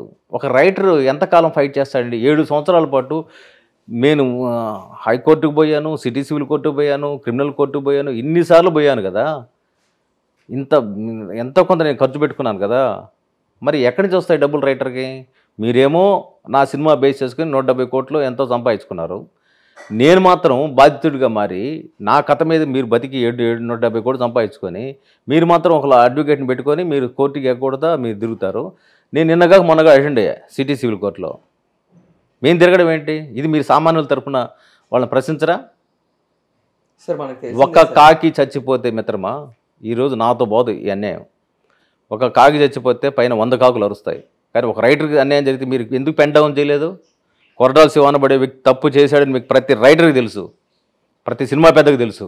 మీరు పెన్ డౌన్ చేయండి. ఎందుకు చేయడం లేదు మీరు? ఈరోజు శరత్చంద్ర బలి అయ్యాడు, రేపు ఇంకొకటి బలి అవుతాడు. అంటే బలి చేస్తా పోతారు మీరు రైటర్లని? లెక్కలేదా రైటర్లు అంటే? రైటర్లు అంటే ఏమనుకుంటున్నారు మీరు? రైటర్ సినిమా దిగిపోతే కంటెంట్ వస్తుందా? ఏ సినిమా అయినా వస్తుందండి? మీరు చెప్పండి. ఎంత గొప్ప చిత్రాలైనా సరే రైటర్ ఒకడు ఉండాలి కదా, వాడు బేస్ చేసుకుని సినిమాలు వస్తాయి. రైటర్ అంటే అంత లెక్కలేంత ఎందుకున్నారు? ఇది కదా ఈరోజు క్వశ్చను. అందుకని సినిమా పెద్దలను అడుగుతున్నా, మీరు పరిష్కారం ఒకటి, నాకు అక్కడ కోర్టులో ఏం చేస్తారనేది కోర్టు పరంగా చేయండి. మీరు ఈలోపు అతని సినిమా తీయకుండా ఆపండి. ఇండియన్ రిలీఫ్ కోర్టులోనే కాదు, మీరు కూడా చేయండి. మీరు కూర్చోండి, మాట్లాడుకోండి. మీరు ఎందుకు కూర్చోవడం లేదు? అసలు మీరు అసలు ఎందుకు కూర్చోవడం లేదు? కోర్టుని నెట్టేసి ఒక రైటరు తిరుగుతూ ఉంటాడు, వదిలేస్తారా మీరు? కోల్డ్ స్టోరేజ్ పెడతారా? మీకు 20,000 కేసు నడుపుతారా? అటెంట్ గారండి 4 సార్లు నోటీసులు ఇచ్చినా దానికి స్పందన ఉండదు. నేను మాత్రం రావాలా? నాకు ఫైన్ వేశారు మొన్న సిటీ సివిల్ కోర్టులో. రానందుకు ఫైన్ వేస్తే 500 ఫైన్ వేస్తే నేను 500 రూపాయలు కట్టి నేను అటెండ్ అయ్యా. మరి వీళ్ళకి ఫైన్లు ఉండవా? వీళ్ళదేంది చూపిస్తాను మీకు. అది కూడా ఇది వాట్ ఈస్ ది ఇండికేషన్? అంటే నేను కోర్టుకు అటెండ్ కాకపోతే నాకు ఫైన్ వేస్తారు, వీళ్ళకి ఫైన్లు ఉండవా? నాకు 500 ఫైన్ వేశారండి. మరి వీళ్ళకి ఎంత వేయాలా? ఒక్కసారిగా అటెండ్ కాని వాళ్ళని. సార్ మీరు ఫైట్ మీరు చేస్తున్నారు సార్, బట్ ఒక పక్క అక్కడ సినిమాలు కూడా తీస్తున్నారు. తప్పది. నేను క్వశ్చన్ చేస్తున్నా చిరంజీవిని, క్వశ్చన్ చేస్తున్న జూనియర్ ఎన్టీఆర్ని, క్వశ్చన్ చేస్తున్న మహేష్ బాబుని. ఒక క్రిమినల్తో సినిమాలు తీస్తారు మీరు? ఏ సమాజానికి ఏం సందేశిస్తారు? ఏం సందేశిస్తారండి? మీకు తెలిసి కూడా ఎందుకు సైలెంట్గా ఉన్నారు? రాండి మీరు, నిజం బయట సమాజం ముందు చెప్పండి. మీరు హీరోలో జీరోలో సమాజానికి తెలుస్తుంది కదా. ఎన్టీఆర్కి వారసుడు కదా జూనియర్ ఎన్టీఆర్. సినిమా ఎట్లా తీస్తావు నువ్వు? తప్పు చేసేది తెలిసి ఎట్లా తీస్తావండి నువ్వు సినిమా? అంటే హీరోలు అంతవరకు ఆలోచిస్తారు సార్? ఎందుకు ఆలోచించాలి? Your part of the society కదా, సమాజంలో భాగం కదా నువ్వు. సమాజంలో పైసా బడుగు వర్గాలు వాళ్ళు రిక్షా పుల్లర్స్ దగ్గర నుంచి కోట్లాది రూపాయలు ఉన్న వాళ్ళంత వరకు వాళ్ళందరూ పైసా వేస్తేనే కదా నువ్వు 100 కోట్లు 1000 కోట్లకు అధిపతి అయ్యావు. Who is that NN Naveen? నా కథను బేస్ చేసుకున్నారు కదా 170 కోట్లు సంపాదించుకున్నాడు ఆయన. అడ్వకేట్ నిరంజన్ రెడ్డి టెంట్ వాళ్ళకి అందరికి కోట్లు ఎట్టిస్తున్నారు డబ్బులు. హౌ? మీకు మీరు తప్పు చేశారా లేదా? రైట్ అంటే లెక్క లేదా? ఒక సినిమాలో పవన్ కళ్యాణ్ ఒక డైలాగ్ అంటాడు, భయం అంటే ఏందో నేను తెలియజేస్తానని. టక్ అంటే కొట్టి చూపించి నేను కూడా చెప్తున్నా, రైటర్ల పక్షాన్ని చెప్తున్నా, వాళ్ళ ఆత్మగౌరవం పక్షాన్ని చెప్తున్నాను. మీకు రైటర్లు అంటే లెక్క లేదనేది నాకు అర్థమవుతుంది. నేను బాధితుడిని కూడా చెప్తున్నాను. ఒకవేళ 7 ఏళ్ల ఈ జర్నీలో నేను చనిపోతే ఎవరు దీనికి బాధ్యత వహిస్తారు? ఒక రైటర్ నాడు చంపేస్తారా? వాడికి న్యాయం చేయదా సినిమా పరిశ్రమ? మీకు తెలిసి అసోసియేషన్లో ప్రూవ్ అయ్యి తర్వాత కూడా మీరు సైలెంట్గా ఎందుకుంటారు? పెద్దోడు కదా తమ్మారెడ్డి భారద్వాజ, ఆయన కూడా తెలుసు కదా, ఆయన కూడా సాక్షే కదా, ఆయన కూడా మన ఇంటర్వ్యూ ఇచ్చాడు. నా దగ్గర కూడా వచ్చారు వాళ్ళు, ఊరి పేరు కూడా కాపీ కొట్టారని తెలుస్తుంది, అన్యాయం జరిగింది అంటాడు. ఎవరికి కావాలి లిప్ సింపతి? సొసైటీకి లిప్ సింపతి కావాలా? నిజంగా ప్రాక్టికల్గా న్యాయం చేయడం కావాలా? ఏం కావాలి మీరు చెప్పండి మిత్రమా? అంటే కోర్టుకి నెట్టేస్తే ఆ రైటరు తిరుగుతూ ఉండాలా కోర్టుకి? అన్యాయం అయిపోయినోడు తిరుగుతూ ఉంటే మీరు మాత్రం హ్యాపీగా ఉంటారా ఇళ్లల్లో? రండి, బయటికి రండి. ఎవరు నగ్న స్వరూపం ఏంటో, ఎవరు నిజాయితీ ఏంటో, ఎవరు వాస్తవ దృక్పథంతో ముందుకు ఆలోచిస్తున్నారు జనాలకు అర్థం కావాలి కదా, సొసైటీకి అర్థం కావాలి కదా. ఈ సినిమా ద్వారా డబ్బులు వచ్చేది పక్కన పెట్టండి, అన్యాయం జరిగిందే లేదా, ఒక రచయితకి అన్యాయం జరిగింది లేదా? తర్వాత చాలామంది వచ్చారు నా దగ్గరికి, వాళ్ళ కథలు వాళ్ళు కాంప్రమైజ్ అయ్యి ఉండొచ్చు. మాకెందుకు కాంప్రమైజ్ అవ్వాలి? నేను నా ఫస్ట్ ప్రెస్ మీట్లో చెప్పా, 100 కోట్లు ఇచ్చినా కాంప్రమైజ్ కానని. ఈయన తప్పు చేశాడంటే సినిమా పెద్దలు మీరేం చేయాలా? బహిష్కరించండి సినిమా రంగం నుంచి. సొసైటీలో ఎవడన్నా మర్డర్ చేస్తే వాడిని సొసైటీలో తిరగనిస్తారా లేదా జైల్లో పెడతారా? ఇది కూడా అంతే కదా, సినిమా పరిస్థితి అంతే కదా. ఎందుకు సినిమా తీస్తున్నారు ఎంతో మీరు? ఏ ప్రొడ్యూసర్స్ తెలియదా? మీరు ప్రజాప్రభుత్వంలో డెమోక్రసీలో కాన్స్టిట్యూషన్ బట్టి మీరు వెళ్తున్నారు. ఈ కేసు తేలే వరకు కూడా వీళ్ళ మొత్తం సంబంధించిన పాస్పోర్ట్స్ మొత్తం సీజ్ చేయాలని డిమాండ్ చేస్తున్నా. నేను ఈ ఇష్యూలో సిబిఐ కూడా నేను తలుపు తట్టబోతున్నాను, హ్యూమన్ రైట్స్ కమిషన్ కూడా తలుపు తడతాను. అంతేకాదు I'm the SC schedule caste సంబంధించిన వ్యక్తిని నేను ఒక ప్రతినిధిగా చెప్తున్నాను. నేను 7 సంవత్సరాలు మానసిక క్షోభ అనిపించా. ఈ హ్యూమిలేషన్కి వాళ్ళందరూ అట్రాసిటీ కేసు కూడా ఫైల్ చేస్తా వాళ్ళ మీద. మీరు కానీ ప్రాపర్ టైం రెస్పాండ్ కాకపోతే మీరు రాండి, ₹1 నాకు అక్కర్లేదు, మీ ముఖంగా చెప్తాను నేను. I don't want single pie from you. మీ దగ్గర నుంచి రూపాయి ఎక్కర్లా, కానీ తప్పు చేశాడు కదా, అతను బహిష్కరించండి సినిమా రంగం నుంచి. కోర్టు పరంగా లేకపోతే సినిమా పెద్దలకి మీరు ఇస్తే ఎంత డబ్బులు ఇస్తారో, నాకు ఎంత ఇవ్వాలో న్యాయం చేస్తారో చెయ్యండి. ఆ డబ్బులు మొత్తం పేద రైటర్స్కి ఇచ్చేస్తాను నేను, నాకు అవసరం లేదు. కానీ ఏంది ఇది దారుణం, దుర్మార్గం? మీరు ఎందుకు సైలెంట్గా ఉంటున్నారు? మీడియా లేకపోతే నేను లేను అసలు. నాకు ఈరోజు ఫోర్త్ ఎస్టేట్ అన్ని వ్యవస్థల్లో 4వ వ్యవస్థ ఫోర్త్ ఎస్టేట్. జ్యుడిషియరీ ఫెయిల్ అయినా, లేకపోతే లెజిస్లేటర్ ఫెయిల్ అయినా, ఏ వ్యవస్థ ఫెయిల్ అయినా ఆఖరికి నిలబడేది ఒక మీడియానే. ఈరోజు మీడియా నా పక్కన నిలబడకపోతే నా సబ్జెక్టు కూడా మోగబోయేది కదా. సరే, దాని నుంచి సినిమా పెద్దలు అంటున్నారు, ఒక పక్క న్యాయపరంగా వెళ్తున్నారు, సోషల్ మీడియాలో మొత్తం అంతా మీకు సపోర్ట్ అవుతుంది. బట్ సినిమా పెద్దలు ఈ మధ్యన ఎప్పుడైనా మీరు కలిసారా? ఎందుకంటే వాళ్ళ వరకు మీరు చేరవేయాలి కదా. కలవాల్సిన అవసరం లేదండి, రైటర్సేషన్ ఉంది కదా. మీరు డిసైడ్ చేయమంటున్నా 24 hours ఆపండి. నాకు సినిమా మిగతా వాళ్ళ మీద నాకేం కోపం ఎందుకుంటుందో ఏం లేదు కదా. ఈ కొట్టాల శివ సినిమాలు ఎందుకు చేస్తున్నారు మీరు? కొట్టాల శివకి ఎందుకు మీరు గొడుగు పడుతున్నారు? కొట్టాల శివ అన్నం ఎందుకు పెడుతున్నారు? ప్రొడక్షన్ వాళ్ళు అన్నం పెడితేనే కదా అన్నం తింటున్నాడు ఆయన, గాలి భోజనం చేసి బతకలేడు కదా. మీరు ఎందుకు సైలెంట్ ఉంటున్నారు? వాడెవడో అనామకుళ్ళే, శరత్చంద్ర అనేవాడు మాడుకుంటాడులే, నాకెందుకని గమ్ముకుంటున్నారు మీరు? మీ దాకా రాదా రేపు? ఇంకో రైటర్కి రాదా? నేనేమంటానంటే ఎవడో ఒకడు ఎక్కడి దగ్గర మొదలు పెట్టాలిగా. ఆ మొదలుపెట్టే దగ్గర నేను ఉన్నా అనుకోండి, గతంలో పోరాటం చేసిన వాళ్ళు ఉండొచ్చు, అలిసిపోయి ఉండొచ్చు. ఎందుకంటే సినిమా రంగం తప్ప ఇంకొక రంగం తెలియని వాళ్ళు మేము ఎక్కడన్నా బయటకు పడితే మమ్మల్ని సినిమాలు ఎవరేమో అని చెప్పి అనుకోవచ్చు. నేను సినిమా కథల మీదనే బతకాలి. నేను నవలిస్ట్ని, నేను కథా రచయితని, 300 కథలు రాశాను, 20 నవల్స్ రాశాను. నేను తీసిన నవల్సే, నాకు రాసిన నవల్స్ నేను సినిమాలు తీసుకుంటాను, అవకాశం రోజు తీసుకుంటాను. కానీ ఇంకొక రైటర్కి అన్యాయం జరగకూడదని కదా నా క్వశ్చను. అందుకని సినిమా పెద్దల మీదనే నా క్వశ్చను. అందుకే నేను బలంగా ప్రశ్నిస్తున్నా, నిలదీస్తున్నా. నారా రోహిత్ గారికి కూడా చెప్పారా స్టోరీ? నేను చెప్పలా, నారా రోహిత్తో తీస్తాము అని చెప్పాము ఆయనకి. నారా రోహిత్తో ఇంకో ప్రొడ్యూసర్ మాడుకుంటాడు, అతను కథ వరకే కదా నేను ఇక్కడ డైరెక్ట్ చెప్పడానికి వెళ్ళింది. ఎవరెవరికి తెలుసా సినిమా ఇండస్ట్రీలో? సముద్రకే చెప్పాము. ఈ స్క్రిప్ట్ నేను 5-6 ప్రొడ్యూసర్లు పంపించా, ప్రొడక్షన్ హౌస్లు పంపించా. ఎక్కడ దగ్గర కాపీ జరిగి ఉండొచ్చు, ఎవరొకరు తీసుకొచ్చి ఇచ్చి ఉండొచ్చు, నేనే పంపించా. కానీ నన్ను పిలిచి మాట్లాడాలిగా. ఈ బుక్లో నా ఫోన్ నెంబరు, అడ్రస్ అన్నీ ఉన్నాయిగా. నాకు తెలియకుండా కాపీ కొట్టేసి ఏముందిలే ఎవరు అడుగుతారులే, దీంట్లో అడ్రస్ ఫోన్ నెంబర్ ఉన్నాయిగా, అనాథనేం కాదు కదా. పిలిచి అంత మాడచ్చు కదా. డబ్బులు తర్వాత సంగతి. ఒక రైటర్కి పిలిచి మాడితే వాడికి ఎంత హ్యాపీగా ఫీల్ అవుతాడు, ఎంత గౌరవంగా ఫీల్ అవుతాడు. ఎందుకు మీకు లెక్కలేదు? ఇది నేను క్వశ్చన్ చేస్తాను. ఇప్పుడు ఫైనల్ రిజల్ట్ ఏమొస్తుంది సార్? అంటే ఇప్పుడు అంతా మీకు అనుకూలంగా కోర్టు నుంచి వస్తుంది, ఒకవేళ ఎలాంటి జరగబోతుంది కొరటాల శివ గారికి అనుకున్న కొరటాల ఇది నాదని ప్రూవ్ అయిన తర్వాత, ఆల్రెడీ ప్రూవ్డ్ ఇండస్ట్రీలో ఉంది, కొరటాల శివకి సినిమా ఇండస్ట్రీ నుంచి బహిష్కరించాలి అతన్ని.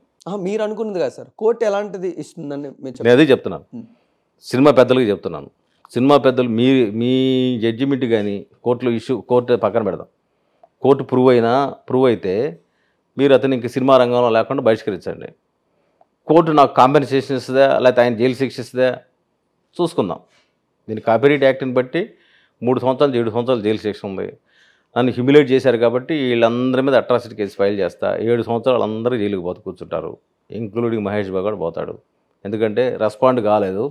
ఎంబీ క్రిష్ దీని మీద సిబిఐ విచారణకు అడుగుతున్నాను. సిబిఐ విచారణ చేస్తే మొత్తం బయటకు వస్తుంది. ఎంబీ క్రిష్ ఎందుకు మార్చారు సడన్గా, అదిగా అడుగుతారుగా, ఇంటరాగేట్ చేస్తారుగా. ఐటీ రిటర్న్స్ పెడతారు, ఇవన్నీ వీళ్ళందరూ ఎందుకు వస్తారంటే వ్యవస్థలో భాగంగా ఉంటారు వీళ్ళంతా. ఎన్ఫోర్స్మెంట్ డైరెక్టరేట్ కావచ్చు, సిబిఐ కావచ్చు, వీళ్ళందరూ మొత్తం తేనెతోటి కదులుతుంది. ఇవన్నీ కదిలిస్తా కాడ నేను ఎందుకు కదిలిస్తానంటే నా కోసం కాదు, అది కూడా చెప్తున్నాను. దీంట్లో 100 కోట్లు వస్తే నేను తినాలని కాదు. నేను పేద రైతులు ఉన్నారు, ఈరోజు 2 పూట్ల తిండి లేని వాళ్ళు ఉన్నారు, వణిగిపోతున్న ఉన్నవాళ్ళు ఉన్నారు. మీరు చనిపోయే రోజుల్లో ఆయన నోబెల్ బహుమతి ఇచ్చారు, ఆయనకి జ్ఞానపీఠ అవార్డు ఇచ్చారు.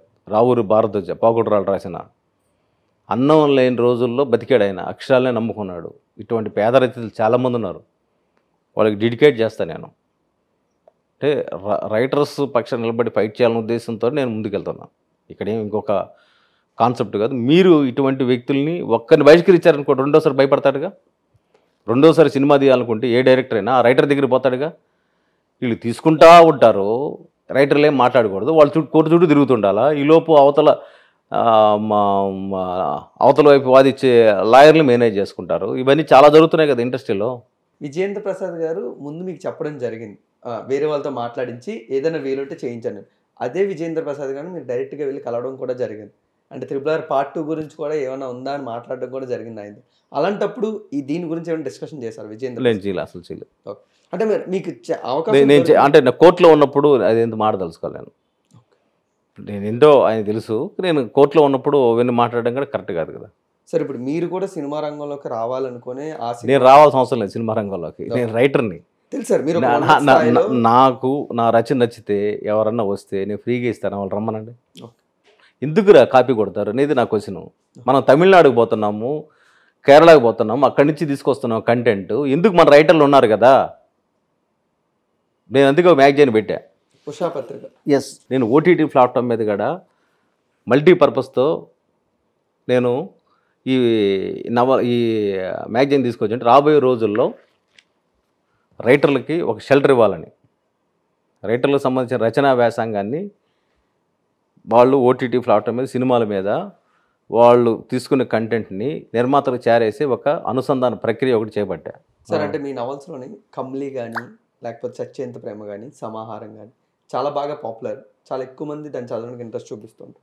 అండ్ రీసెంట్గా మహర్షి సినిమా కూడా కాపీ జరుగుతుంది అని ఒక సమాహారం నవల్ని దీన్ని కూడా తీసుకొని, సమాహారం కథ, ఎస్ కథ, దానిలో ఎంతవరకు నిజం ఉంది సార్?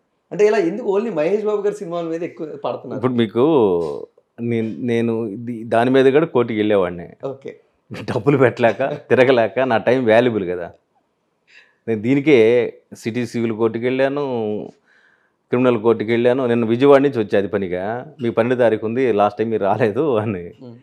ఫైన్ అంటే నాకు నెగిటివ్ ఇమేజ్ వస్తుంది కదా, ఇంట్రెస్ట్ చూపించలేదని వస్తుంది కాబట్టి నేను వచ్చి అటెండ్ అయ్యా. 500 అనేది చిన్న అమౌంటే, కానీ ₹1 కట్టిన కోర్టులో అది నేను ఫైన్ కిందే ఫీల్ అవుతానుగా, నా నెగ్లిజెన్స్ కిందకి వస్తుంది కదా. వాళ్ళు కోర్టులో గడించుకున్నారు కదా, వాళ్ళకి ఎంత గడించుకుంటే నాకు తెలియదు, నా వరకు గడించుకుంది.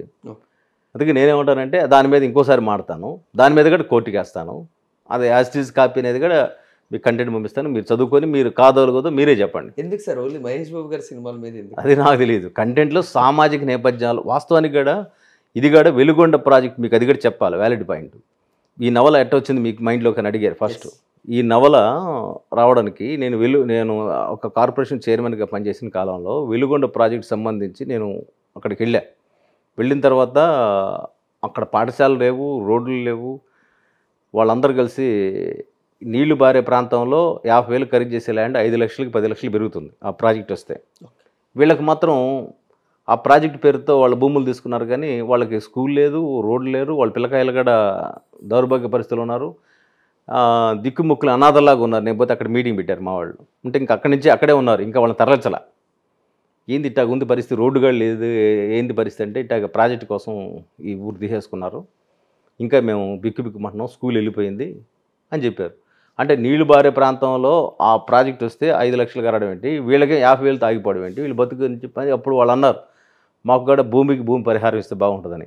ఆ ప్రాజెక్టు వాళ్ళ నిర్వాసితుల నేపథ్యంలో రాసుకున్న నవలది, అందుకే బాగుంది, దీన్ని తీద్దామని మేము అనుకున్నాం. సోషల్ అవేర్నెస్ ఉన్న కాన్సెప్ట్ అని. తర్వాత నా నవల్లో ఎక్కడికడ హీరోయిన్ నువ్వంటే నాకు చచ్చేంత ప్రేమ అల్లా. మీకు చచ్చేంత ప్రేమ అనగానే అమ్మాయి అబ్బాయి మధ్య ప్రేమ అనుకుంటారు. UGC చైర్మన్తో అంటాడు నా హీరో, సార్ వాళ్ళకి భూమి అంటే చచ్చేంత ప్రేమ అంటాడు. మరి మీరు కవర్ పేజ్ మీద అమ్మాయి అబ్బాయి చేసి మధ్యలో చచ్చేంత ప్రేమ అని అంటే పక్క అది అనుకుంటాం కదా సార్. మీరు అట్టే అనుకుంటారు, మ్యాగజైన్ వాళ్ళు అట్టాడు బొమ్మ వేసుకుంటారు. అని హీరో ఉన్నారుగా, దాంట్లో ప్రేమ ఉంది కదా. అయితే ఈ సత్యంత ప్రేమ అనేది భూమి మీద వాళ్ళకి సత్యంత ప్రేమ అని.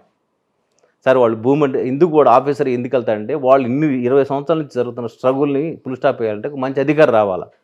ఏ అధికారి వచ్చినా చంపడమో, ఏ అధికారి వచ్చినా మ్యానిపులేట్ చేయడమో, ఏ అధికారి వచ్చినా చేస్తుంటే వీడే 1 సంవత్సరం UPSC చదివి సివిల్ సాధిస్తాడు. అధికారి పెడితే బాగుంటుందని ఆపేసినట్టున్నారు వాళ్ళు, ఇంకా రెడీ హ్యాండెడ్. అందుకని ఏంటంటే మీరు తీసుకోవచ్చు అంటే నేను సెకండ్ పార్ట్ తీసుకోవాలేమో, శ్రీమంతుడు 2 అని పెట్టుకొని నేను తీసుకోవాలన్నా ఎట్లా తీసుకుంటాను. వాళ్ళకి న్యాయం జరిగే పద్ధతి ఒకటి ఇచ్చాను, ఒక లాజికల్ రీజన్కి సొల్యూషన్ ఇచ్చాను, అది ఎస్టాబ్లిష్ చేయాలి కదా, మీరు చేయలేదు కదా. తద్వారా నా కథకు కూడా న్యాయం జరిగింది కదా. నేను ఆ కంటెంట్ పెట్టుకుంటే దేవరకొండ నేను పెట్టుకోవాలిగా. నువ్వు దేవరకొండ పెట్టి నేను దేవరకొండ పెడితే ఈడు శ్రీమంతుడి కాపీ కొట్టారా కొరాల్సి అంటారా వేరేది అంటారా? మరి నాకు ఎక్కడ న్యాయం జరుగుద్ది? నేను సినిమా తీస్తే 1000 కోట్లు రావచ్చు, అదేముంది? అనేక భారతీయ భాషలో నా సినిమా పోయేదేమో. దృశ్యం సినిమా బాలా ఇదే నా కంటెంట్ వస్తే హిందీలో పోతే 1000 కోట్లుగా రావచ్చుగా. దబాంగ్ కంటే ఇంకో దానికంటే మనం తీసిపోయిన వాళ్ళం కాదు కదా. మన కథా విధానాలు గబ్బర్ సింగ్ సినిమా తీశాడు, హిందీలో వచ్చిన తర్వాత తెలుగులో వచ్చింది. అనేక భాషలు నాకు వచ్చాయి డబ్బులు రైటర్గా. హిందీలో తీసిన వచ్చాయి, తమిళ తీసి వచ్చేది, మలయాళం తీసి వచ్చేది. నాకు ఎన్ని భాషలు నష్టపోయాను నేను, ఎన్ని వందల వేల కోట్లు నష్టపోయి ఉంటాను ఆ విధంగా చూసుకుంటే. ఇవన్నీ ఇవ్వాల్సిందేగా. లావ్ అయిపోతారు, నా డబ్బులు ఇట్లా తినేస్తే లావ్ అయిపోతారు ప్రొడ్యూసర్స్. ఇప్పుడు మీలో ఉన్న రైటర్ని సినిమా రంగానికి వాడుదాం అనుకుంటున్నారా లేదా ఫ్యూచర్లో? వాడుకోండి. నేనే కాదు, నేను మ్యాగజైన్ తీసుకొస్తే మాకు వందలాది మంది రైటర్లను పరిచయం చేయాలనుకుంటా సినిమా ఇండస్ట్రీలో. రమ్మంటున్నా. మీకు గౌరవప్రదమైన పారదర్శకం ఇవ్వండి సార్, మన తెలుగు రైటర్లను బతికించండి సార్. నా విజ్ఞప్తి ఏంటి?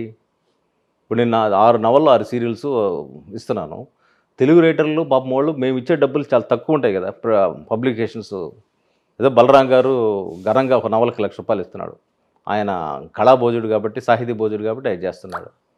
అంటే రాబోయే రోజుల్లో కూడా నేనేమంటానంటే, నేను డైరెక్టర్గా మీ ద్వారా నిర్మాతలకు అప్పీల్ చేసేది ఏంటంటే, మీరు మంచి కంటెంట్ కావాలనుకుంటే ఏ జానర్లో అయినా సరే, ప్రేమ, లవ్, రొమాన్స్, ఇప్పుడు మేము పెట్టిన పోటీలు కూడా దానికి సంబంధించి మీరు రండి, మీకు కావాల్సిన జోనర్ నేను ఇప్పిస్తా. మాకు 60% వాళ్ళకి రైటర్లుగా ఇస్తాం, అనుసంధానంగా పనిచేద్దాం రండి. అది నేను విజ్ఞప్తి చేస్తున్నాను మీ ద్వారా. సార్ ఫైనల్గా మీ ఇంటర్వ్యూ అనగానే ఆడియన్స్ కొంతమంది కొన్ని క్వశ్చన్లు పంపించారు. సో గైస్, మీరు అడిగినవే కొన్ని క్వశ్చన్స్. సో ఇప్పుడు సార్కి అయితే కొన్ని క్వశ్చన్స్ అడగబోతున్నాం అన్న ట్విట్టర్లో మీరు పంపించినవి.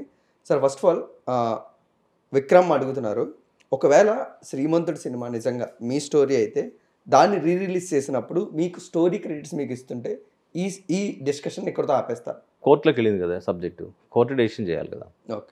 MKMVకి అడుగుతున్నారు, ఈ లెక్కన రైతులకి హెల్ప్ చేసిన సినిమా కథలన్నీ శరత్ చంద్ర గారివే అంటారా? ఇది రైతులు హెల్ప్ చేయడమే కాదు కదా, లవ్ ఉంది, రొమాన్స్ ఉంది, హ్యూమన్ రిలేషన్స్ ఉన్నాయి, మానవ సంబంధాలు ఉన్నాయి, వరుసగా సీక్వెన్స్ అన్నీ ఉన్నాయి కదా. ఒక రైతుల కోసమే నేనైతే ఇంకా అద్భుతంగా తీసిండేవాడిని సినిమా. రైతుకు సంబంధించిన భూమి పరిహారం కాన్సెప్ట్ ఇక్కడ వీళ్ళు ఫెయిల్ చేశారు కదా. నా కాన్సెప్ట్ని పూర్తిగా డబ్బు రూపంలో సంపాదించారు వేరే విషయం, నా ఐడియాలజీని నేను ఇంకా ఎక్కువగా అద్భుతంగా తీసుకునేవాళ్ళు కదా. Next sir, MSK globe ట్రోటింగ్ head అని అడుగుతున్నారు, ఇతని టార్గెట్ మెయిన్గా సినిమా ఇండస్ట్రీలో ఇతను అందరికీ తెలియాలని ఈ ప్రయత్నం చేస్తున్నారు, ఇందులో ఎంతవరకు నిజం? ఆయన టార్గెట్ నా ఇంటర్వ్యూలో ప్రశ్న చేయడం ఆయన టార్గెట్ అదే ఉండొచ్చు. నేను అందరికీ తెలుసు, నేను రకరకాల రూపంలో అందరికీ తెలుసు.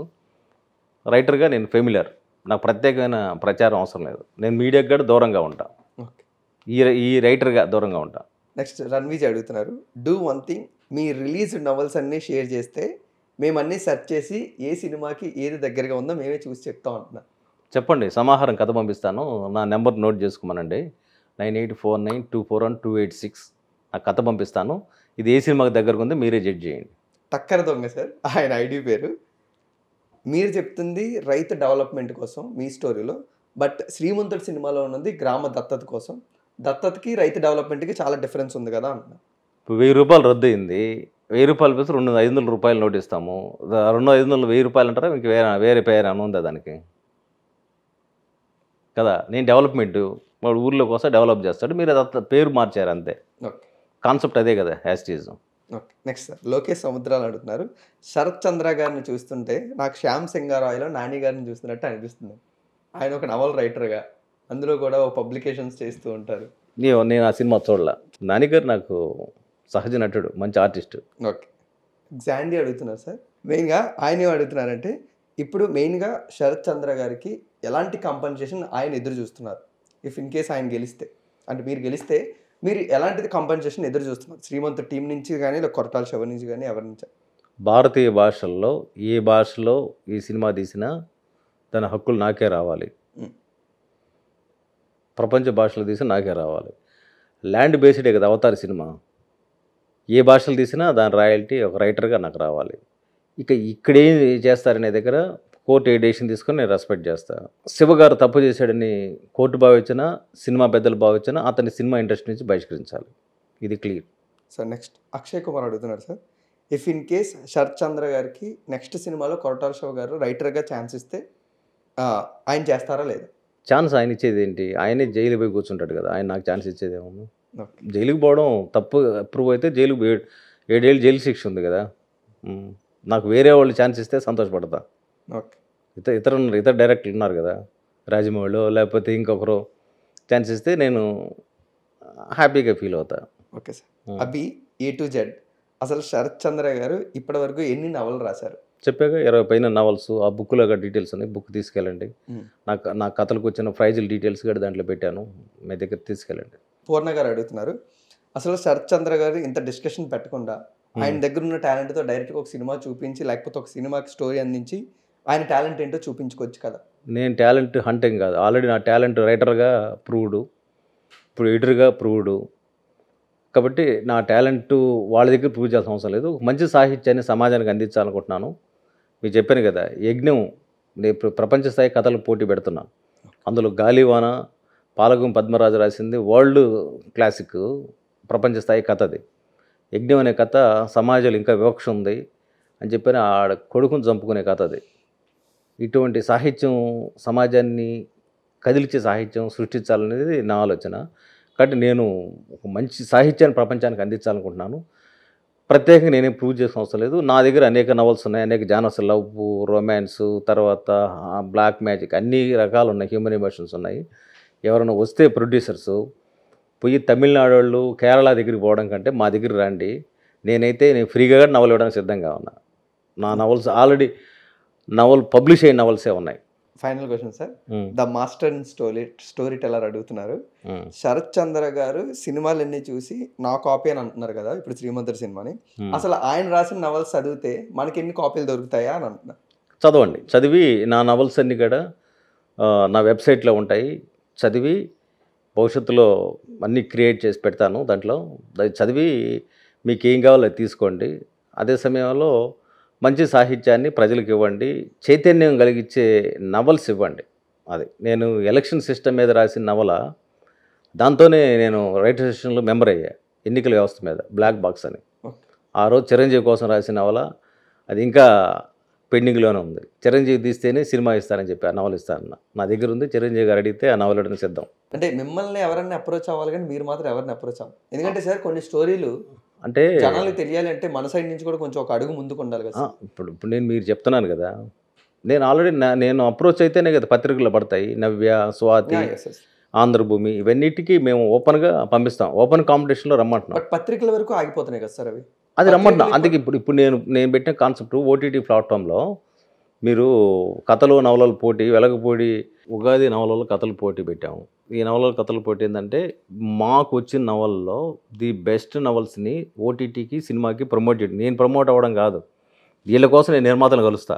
శరత్ చంద్ర ఏదో 100,000 కోట్లకి అధిపతి కావాలని కాదు, నా రైటర్స్ అందరూ వాళ్ళు మంచి నవల్స్ ఇవ్వాలి. మీరు చూడండి, ఓటీటీ ప్లాట్ఫామ్ మీద అద్భుతమైన ఒక సింగిల్ లైన్తో వచ్చింది అద్భుతమైన చిత్రాలు నేను చూసాను. అతిథి దగ్గర నుంచి ఇటీవల పొలిమేర బాగా తీసుకొచ్చారు. ఇట్లాంటి లైన్స్ ఇట్లా రాయగలరు మా వాళ్ళు. అందుకే నేను అంబికా దర్బార్ బత్తేలాగా, భగవంతుడికి భక్తుడికి అనుసంధానం అంబికా దర్బార్ బత్తి అంటారు కదా, అట్లా రైటర్లకి ప్రొడ్యూసర్స్కి మధ్య ఒక వారధలుగా ఉండాలనుకుంటున్నాను. నాకేం వాళ్ళేం శత్రువులేం కాదు కదా, అంటే ఎంకరేజ్ చేయమంటున్నాను నేను. అంటే నేను బాధితుడిని కాబట్టి రాబోయే రోజు అంటే మీరు అన్నారే అప్రోచ్ అవ్వాలి కదని, వీళ్ళందరినీ వీళ్ళ కోసం తిరుగుతాను నేను. నా కోసం తిరగాల్సిన అవసరం లేదు. నా కోసం నా రచన కావాలంటే ఫ్రీగా ఇస్తాను, రమ్మంటున్నా కదా. అన్నీ ఉన్నాయి నా దగ్గర, ఏ జనరల్ అన్ని పత్రికలు వచ్చిన సీరియల్స్ అయినా ఉన్నాయి, హ్యూమన్ రిలేషన్స్ వీటన్నిటి మీద. Wish you all the success sir. It's really nice talking with you. మీరు పోరాడుతున్న ఈ పోరాటంలో తప్పకుండా మీరు విజయం సాధించి, అండ్ మీ పెన్ అనేది సినిమా రంగంలో కూడా కొంచెం కనబడి, మీ మాటల రచయితగా కూడా మీకు మంచి పేరు రావాలని సినిమా రంగంలో మేము కోరుకుంటున్నాం. థ్యాంక్ యూ మిత్రమా. Thank you sir. Right, thank you so much.